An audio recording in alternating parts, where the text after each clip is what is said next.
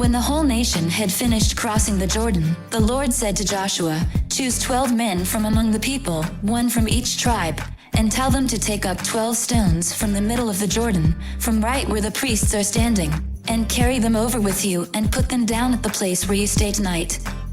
So Joshua called together the 12 men he had appointed from the Israelites, one from each tribe, and said to them, "Go over before the ark of the Lord your God into the middle of the Jordan.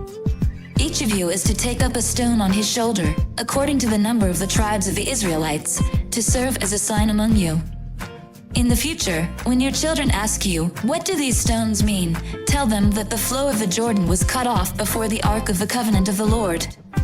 When it crossed the Jordan, the waters of the Jordan were cut off. These stones are to be a memorial to the people of Israel forever." So the Israelites did as Joshua commanded them. They took 12 stones from the middle of the Jordan, according to the number of the tribes of the Israelites, as the Lord had told Joshua, and they carried them over with them to their camp, where they put them down. Joshua set up the 12 stones that had been in the middle of the Jordan at the spot where the priests who carried the Ark of the Covenant had stood. And they are there to this day.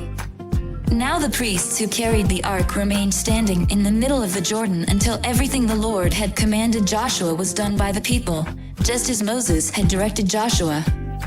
The people hurried over, and as soon as all of them had crossed, the ark of the Lord and the priests came to the other side while the people watched.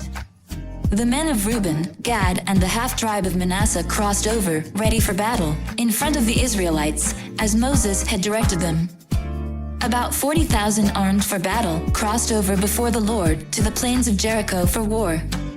That day the Lord exalted Joshua in the sight of all Israel, and they stood in awe of him all the days of his life, just as they had stood in awe of Moses. Then the Lord said to Joshua, "Command the priests carrying the Ark of the Covenant law to come up out of the Jordan." So Joshua commanded the priests, "Come up out of the Jordan." And the priests came up out of the river carrying the Ark of the Covenant of the Lord. No sooner had they set their feet on the dry ground than the waters of the Jordan returned to their place and ran at flood stage as before. On the 10th day of the first month, the people went up from the Jordan and camped at Gilgal on the eastern border of Jericho. And Joshua set up at Gilgal the 12 stones they had taken out of the Jordan.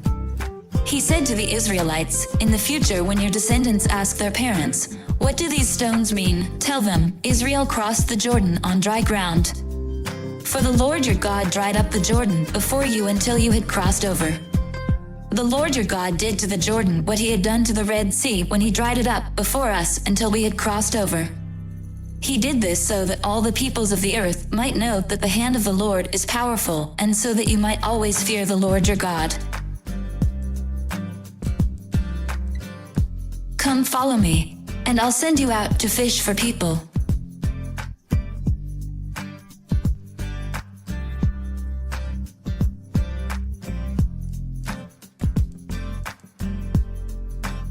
I hope and I pray that the Spirit of God, the Almighty, is with you, and that His Son and His Holy Spirit bless you and your family throughout eternity.